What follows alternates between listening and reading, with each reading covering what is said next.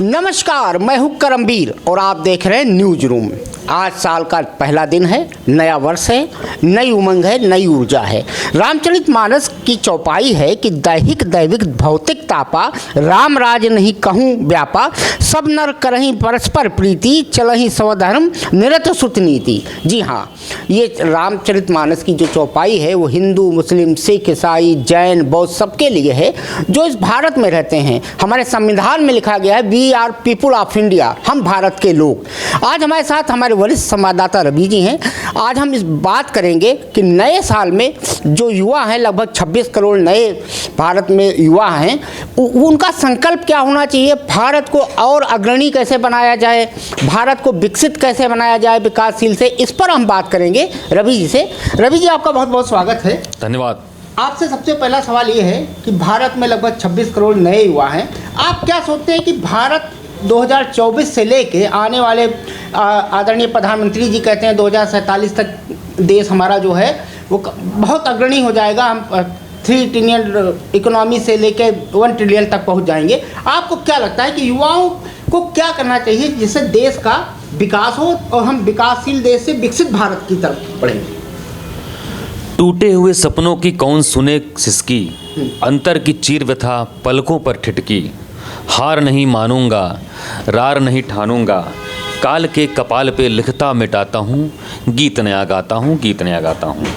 भारत रत्न पंडित अटल बिहारी वाजपेयी हमारे पूर्व प्रधानमंत्री, भारतीय राजनीति के अजात शत्रु जिनका कोई शत्रु नहीं माना जाता, अभी भी एक तरह से भाजपा के भीष्म पितामह भी रहे और तमाम दलों को किस तरीके से और जिस परिदृश्य में उन्होंने राजनीति की सत्ता का केंद्र बिंदु उसका देखा, तो सवाल, वो एक लेखक भी थे, कवि भी थे, राजनेता भी थे। तो ये जो मैंने पंक्तियाँ करमवीर जी पढ़ी हैं, ये युवाओं के लिए उन्होंने लिखा था।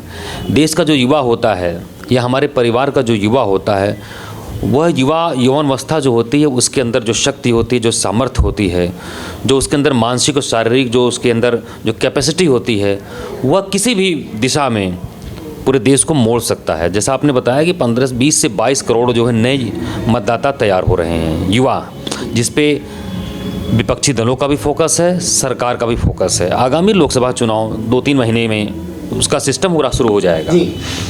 तो ऐसे में हम लोग बात कर रहे हैं अमृतकाल की, रामायण की, रामचरितमानस की, राम राज्य की।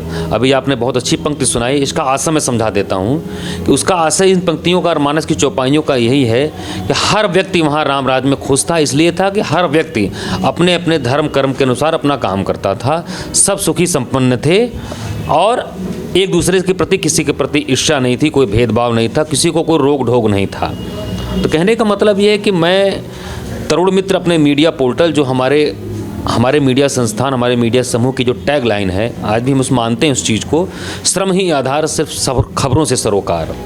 तो इस चीज़ को मूल मंत्र मानते हुए हम लोग अपना काम कर रहे हैं। बीते 14-15 सालों से, 17-18 सालों से आप भी तमाम मीडिया संस्थानों में काम कर रहे हैं हम लोग लगातार। तो मेरा जो एक संदेश अपने युवाओं के लिए है, कोई सीख नहीं है, मैं कोई उनको कुछ नहीं कहता कि इस नए वर्ष के आगाज़ में 2024 का पहला दिन है, आप ये आदतें छोड़ दीजिए, वो आदतें पकड़ लीजिए, बहुत बड़ा उद्देश्य पा लिए, उनको पढ़िए, इनको पढ़िए, कुछ नहीं। आज का ज़माना सोशल मीडिया का ज़माना है करमवीर जी। हर आदमी युवा जानता है उसको क्या बेहतर करना है, क्या नहीं करना है। हाँ, समाज से जो संवेदनाएं जा रही हैं, जो तकनीकी हावी हो रही है मनुष्य की संवेदनाओं पर, मनुष्य के मानव चेतन पर, यह अब काफ़ी विचारणीय प्रश्न है और इस पर हमारे युवाओं को सोचना होगा, आगे बढ़ना होगा। और एक लाइन में जो बात कहता हूँ, बार बार अक्सर मैं कहता हूँ, मोर वर्क थिंक लेस। कहने का मतलब ये है कि बहुत ज़्यादा प्लान जब बनाते हैं आप, तो काम पे आगे आप बढ़ नहीं पाते हैं। तो काम पहले शुरू करिए, जिसमें आपका दिल लगे, दिल दिमाग काम करे, आप वह काम आगे बढ़िए।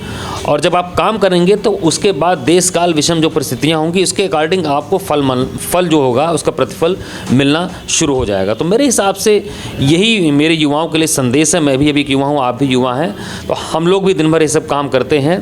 तो कहने का मतलब यही है कि अगर इस तरीके से आगे बढ़े, और आगे जो आगामी लोकसभा चुनाव है, केवल ये कहने से काम नहीं चलेगा कि वह टीचर खराब है, वह लीडर बहुत करप्ट है, यह व्यवस्था बहुत ख़राब है। व्यवस्था का हिस्सा आप भी हैं और जो आपको मतदान का अधिकार भारतीय संविधान ने दिया है उसका सदुपयोग करिए। अभी किसी युवा को तमाम पिक्चर देखनी होगी, कहीं शूट आउट जाना होगा, कहीं घूमने जाना होगा, तो तमाम तरीके के ऑफ़र, तमाम तरीके के वो खर्च करके वहाँ पहुँच जाते हैं। लेकिन जब लोकतंत्र का चुनाव, जब सबसे बड़ा पर्व होता है, उसमें जब सहभागिता करनी होगी तो वह छुट्टी मनाकर घर बैठ जाते हैं। तो सबसे पहले मेरे TM24 के इस मंच से युवाओं को अपील है कि वह इस चीज़ को समझे कि वो 18 साल के हो गए, भारतीय नागरिक, उनको अधिकार, भारतीय संविधान उनको एक अधिकार देता है और अपनी सहभागिता उस चुनाव में प्रकट करें। और केवल कहने से काम नहीं चलेगा, ये नेता खराब हो, वो फला खराब है, ढमका खराब है। उस सिस्टम का आप हिस्सा बने और जो दिल आपका कहे वही काम करें। और काम की शुरुआत आप बिगिनिंग जब करेंगे तो तमाम चीज़ें आपके साथ एक बार जुड़ती चली जाती हैं। कहा भी जाता है एकला चलो रे, एकला चलो रे। और अभी आप राम नाईक जी जो आप देख लीजिए 90 साल के करीब हो गए, यहाँ के गवर्नर, यूपी के गवर्नर रहे और उस दौरान वह कई जो है लखनऊ के और उत्तर प्रदेश के तमाम ऐसे जो कन्वोकेशन जो होते हैं विश्वविद्यालयों के, उसमें बराबर वह एक उन्होंने किताब लिखी है, चरैवती चरैवती, बच्चों को हमेशा सीख देते हैं, चलते रहिए चलते रहिए। 90 वर्ष की अवस्था में जब वह वृद्ध राजनेता इस तरीके से कहते हैं तो उनकी ऊर्जा का, उनके उत्साह का आप जो है अंदाज़ा लगा सकते हैं। तो हम युवाओं से ही कहेंगे, आप सोचिए कम, चरैवती चरैवती, चलते रहिए चलते रहिए। रवि जी, अभी पिछले दिनों बनारस विश्वविद्यालय में घटना घटी, ये अक्सर चलन में हो गया है, निर्भया कांड रहा हो चाहे जो रहा हो, कि नए साल के आसपास कुछ ना कुछ ऐसी घटनाएं लड़कियों के साथ होती है। हमारी सरकार कहती है बेटी पढ़ाओ बेटी बचाओ। इसके अलावा हमारी संस्कृति, चाहे हिंदू हो चाहे मुस्लिम हो, सबकी संस्कृति में एक चीज़ कही गई है कि नारी का सम्मान करना चाहिए।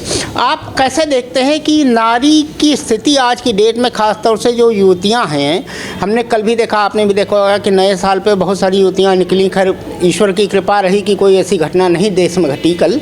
आप क्या देखते हैं कि युवतियों का नए वर्ष में क्या संकल्प होना चाहिए? दूसरा, हमारे देश की युवा पीढ़ी ज़्यादातर जर्मनी, अमेरिका, इंग्लैंड, ऑस्ट्रेलिया जा रही है, कनाडा जा रही है, मतलब वहाँ का IT हब से लेके और मतलब सारी इकोनॉमी जो है इंडिया के यूथ पे डिपेंड है। तो आप कैसे सोचते हैं कि इंडिया में वो रुक के कैसे क्या विकास कर सकते हैं? देखिए करमवीर, अगर हम भारतीय संस्कृति की, सनातन की बात करें, हम प्राचीन युग से ही बात करें, अगर मध्यकालीन इतिहास हमने पढ़ा है, हम लोगों ने आधुनिक इतिहास है और इस आधुनिक दौर में नवीन तकनीकी IT के युग में चल रहे हैं। ये आप जान लीजिए, अगर हम रामायण की ही बात करें, रामचरितमानस की ही बात करें, तो एक नारी के सम्मान न करने से ही इतना बड़ा रावण ताकतवर था, जो स्वयं जिसके घर शिव आते थे भजन करने, उसके पूरे समूल का, उसके पूरे कुल का नाश हो गया। राम इसलिए मर्यादा पुरुषोत्तम कि वो चरित्रवान थे, एक पुरुष के तौर पर हम मान के चलते हैं केवल। तो ये केवल एक धर्म की बात नहीं है। जब समाज में नारी का जो है पतन हुआ या नारी सम्मान को खोता गया, अगर नारी के साथ कोई दुराचार हुआ तो वह समाज बहुत आगे तक नहीं टिक पाया, पहली बात। दूसरी बात ये कि जो बेचू में निश्चित तौर पर अगर हम बात करें कि वो पूर्वांचल का बनारस हिंदू विश्वविद्यालय एक ऐसा विश्वविद्यालय है जिसने बहुत ही शोध, अनुसंधान, विज्ञान के क्षेत्र में और देश विदेश, अंतर्राष्ट्रीय स्तर पर ऐसे ऐसे लोगों को उन्होंने पैदा किया है कि जो शिक्षा की नई दिशा, नई अलग जगाने का काम कर रहे हैं, जिस पे आज पूरी देश दुनिया चल रही है। ऐसे में उस कैंपस में रात को 1 बजे 3 युवा, जो किसी सत्ताधारी दल के IT सेल के बहुत ही युवा वो जो है कोऑर्डिनेटर थे, और इस तरीके से अचानक कर देना, तो कहीं ना कहीं वो उनकी संवेदनाहीनता कही जाएगी। दूसरे, अभी कुछ दिन पहले आपने देखा होगा राजधानी लखनऊ में भी जनेश्वर मिश्र पार्क के पास एक महिला IPS अधिकारी का बेटा था, छोटा सा बेटा, वह स्केटिंग वगैरह कर रहा था, वह भी 2 युवाओं के संवेदनहीनता का ही शिकार हुआ। तेज रफ्तार यशवी कार ने उसको उड़ा दिया।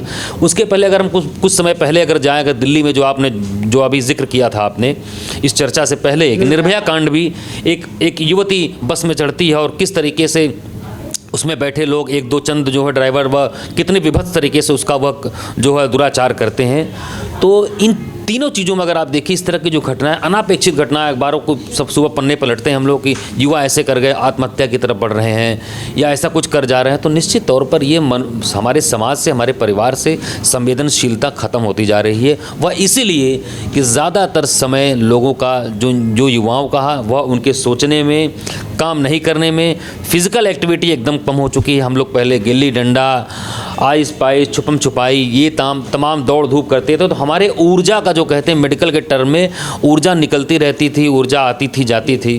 तो ऐसे में ये अंदर जो उनके रह जाता उबाल, और जब ऐसी कोई चीज़ वो नशे, और सबसे बड़ी जो सवाल इसमें चिंतनीय प्रश्न हो गया है कि जो हमारा युवा आज का जो है नशे में जाता जा रहा है, उससे निकलना बहुत ज़रूरी है। नशा तो कामयाबी का होना चाहिए, जो मुझे लगता है।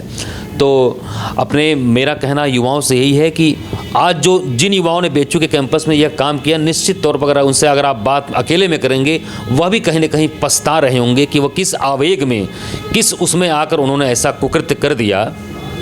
तो यह परिवार की भी जिम्मेदारी है, शिक्षा संस्थानों की भी जिम्मेदारी है, गुरुजनों की जिम्मेदारी है, और साथ साथ युवाओं को जो मित्र मंडली है, मित्र को भी मित्रता की पात्रता को पहचानना बहुत ज़रूरी है। आज हर कोई आपका दूसरा मित्र है, खाने पीने वाला आपके साथ, लेकिन आप एक जो कहा जाता है कि एक मटका का पानी भी खरीदने, अगर पानी का मटका भी खरीदने बाज़ार में जाते हैं कुम्हार के यहाँ, तो ठोक बजा के लेते हैं, कहीं पानी रिसेगा तो नहीं। लेकिन ऐसे लोगों के साथ मित्रता आप बना लेते हैं, तो मित्रता की पात्रता को भी पहचानना बड़ा ज़रूरी है। और जो हमने बार बार कहा कि अब वही काम करिए जो दिल लगा के करिए, और मोर वर्क थिंक लेस पे अगर आप चलते हैं, ये मेरी युवाओं को टिप्स है, ना कि कोई सीख है। जैसा कि मैंने कहा कि युवा मेरा वर्ग बहुत ही अपडेट है, बहुत चीज़ें हैं, लेकिन बहुत ज़्यादा आपको नहीं। हमारे भारतीय जो इकोसिस्टम है इस तरीके से शुरू से ही बनाया गया कि दादा दादी की कहानियाँ और तमाम चीज़ों हम लोगों ने सुनी, रिश्तों की गर्माहट को बरकरार रखना है। परिवार के साथ जब आप समय बिताएंगे तो कभी भी आपको डिप्रेशन आप पर हावी नहीं होगा, और एक दूसरे का सहारा लेते हुए आप बड़े से बड़े चीज़ों को पार कर जाएंगे। तो मुझे लगता है कि इन सब चीज़ों पर अगर हमारा युवा वर्ग फोकस करेगा, तो वह अपने साथ साथ अपने परिवार के लिए, समाज के लिए, राष्ट्र के लिए, और उसके बाद जो उसकी कामयाबी मिलेगी वह उसके लिए बहुत ही संतोषप्रद और सुखद साबित होगी। जैसा कि आपने सुना, रवि जी ने बताया, तो नया वर्ष है, नए वर्ष में BHU जैसी चीज़, रवि जी कुछ एक रचना सुनाना चाह रहे हैं, जरा आप और चलते चलते, क्योंकि बड़ा समय सीमित हम लोगों का है, और जैसा कि हमने कहा कि हम लोग अपने TM24 के मन से कभी भी किसी को कोई सीख देने का प्रयास नहीं करते जी। हम भी इसी सिस्टम का हिस्सा हैं, बस एक प्रासंगिक जो मुद्दे होते हैं उनको उठाने का काम करते हैं। एक विचार विमर्श का एक हमारा पैनल होता है, एक मंच होता है, और जो बेहतर से बेहतर इस समाज के लिए सकारात्मक दृष्टि से हम जो एक दृष्टिकोण दे सकते हैं, वही देने का हम लोग काम करते हैं। और उस टैगलाइन को हमेशा हम लोग याद रखते हैं, जैसे कि हमारे प्रबंध संपादक महोदय के मंडल का आदेश है कि श्रम ही आधार, सिर्फ खबरों से सरोकार। तो हम खबर नवीस हैं। और जाते जाते मैं अपने एक मेरे युवा कवि हैं और शिक्षाविद हैं विजय मिश्र जी, जिनकी यहाँ पे हनुमान सेतु मंदिर पर जो गुरु हमारे बाबा नीम करोड़ी जी महाराज, उनकी प्रतिमा के बगल में ही एक ये इनकी स्वरचित कविता है, जिसने मुझे काफ़ी प्रभावित करने का काम किया। युवा कवि, लेखक हैं और शिक्षाविद भी हैं विजय मिश्र जी। मैं उस पंक्तियों को पढ़ना चाहूँगा जाते जाते, और अपने युवाओं के लिए एक संदेश देना चाहूँगा कि उन्होंने जो बड़ा बेहतर लिखा है, चंद लाइनें। मैं बनूँ प्रतिमान तेरा, हे सनातन हे चिरंतन, शक्ति दो समृद्धि दे दो, मैं बनूँ प्रतिमान तेरा, मुझको ऐसी सिद्धि दे दो, अमरता का गान गाऊं, विश्व का मैं ज्ञान पाऊं, स्वयं को मैं खोज पाऊं, आपका श्री ओज पाऊं, हे पुरातन भक्त वत्सल, स्वस्थ तन मन शुद्धि दे दो, मनुजता संवेद ना हो, सत्य की संचेत ना हो, आपकी अभिप्रेरणा हो, कभी न अवहेल ना हो, हे दयानिधि हे निरंजन, जगत गुरु सद्बुद्धि दे दो। बहुत ही सुंदर पंक्तियां हैं। और मैं फिर वही कहूँगा कि हमारे युवा वर्ग, आप किसी भी शक्ति को न माने, किसी भी प्रभु को न माने, लेकिन जो भी साकार निराकार जिस शक्ति को आप मानते हैं, कोई न कोई शक्ति ऐसी है जो पूरे पृथ्वी को, पूरे सृष्टि को संचालित करती है। और मुझे लगता है कि आपके माता पिता से आपका बेहतर जो आपका ईश्वर, जो भगवान है, वो कोई नहीं है।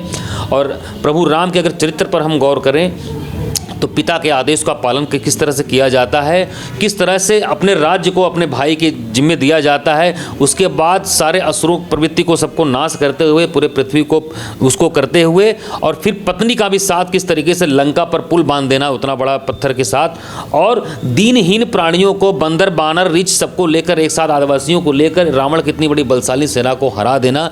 तो राम केवल ईश्वर नहीं, राम एक ऐसा चरित्र है हमारे भारतीय सनातन मानस का कि यह राम केवल किसी एक संप्रदाय का नहीं, किसी एक सनातन का नहीं, राम सारे जग के हैं। राम से ज़्यादा राम के चरित्र से सीखने की ज़रूरत है, जो मुझे लगता है।